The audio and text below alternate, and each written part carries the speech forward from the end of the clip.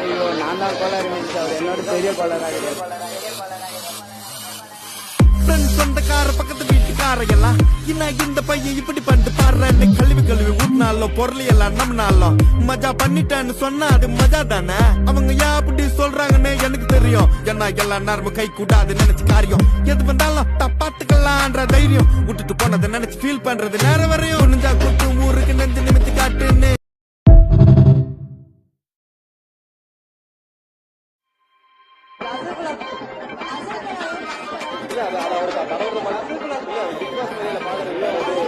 ஐயோ நான் தான் கோளாறு சார் என்னோட பெரிய கோளாறாக